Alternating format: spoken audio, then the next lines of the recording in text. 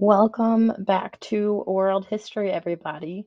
Today we are going to be looking at Chapter 1, Section 1.1, which talks about the beginnings of Earth and the start of prehistory and the people who study it. All right, there are three main things that we're going to talk about today for our lesson. The first is the concept of prehistory. And down below, you'll notice the little light bulb that says we usually only think of history, but we also have to think of prehistory. So we're going to talk about what prehistory is and why it's important. We're also going to look at archaeology and the people who study it, which are called archaeologists. And then that last one, we're going to talk about our Homo sapiens, which are the earliest humans. So remember, as we go through these slides, anything that is in a little light blue box on the slide needs to be written down on your notes page on the blanks. So, did you guys know that the Earth is about 4.5 billion years old? However, the newest type of human species, Homo sapiens, has only been around for about the last 200,000 years. Now, it's important to note that that number has changed some as our science has improved and as things like carbon dating have also improved. But at our best estimate right now is about 200,000 years. Scientists are able to determine these things by using fossils and artifacts. So, two important keywords that were in that sentence. Fossils are the remains, like bones and teeth, of organisms that lived long ago.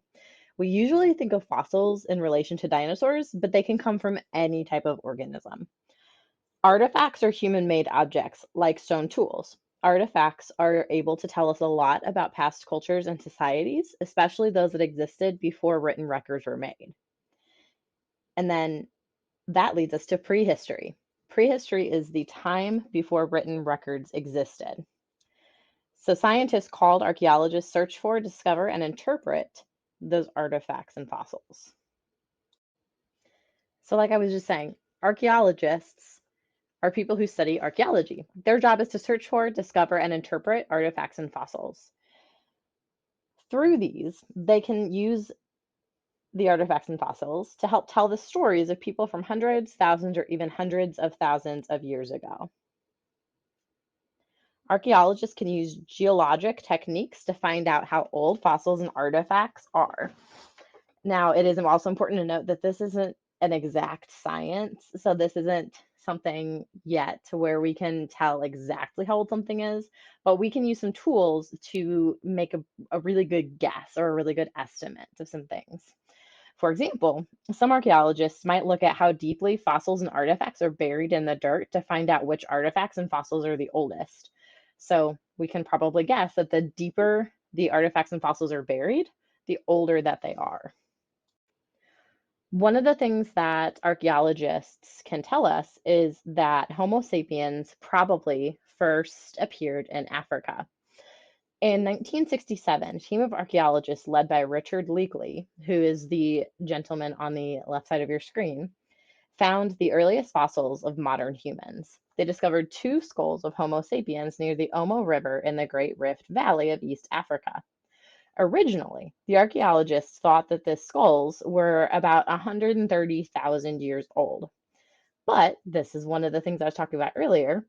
More recent technology that has been created since then can make more accurate dating systems, which place the skulls to be closer to about 195,000 years old.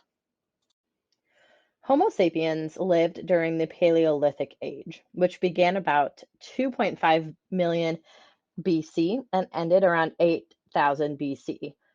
So we'll talk about this a little bit more, but whenever you're looking at BC timelines, the bigger the number is, the farther in the past it was. So it's a little bit different from how we think about it. But again, we're going to talk more about that later, so don't worry about it too much yet.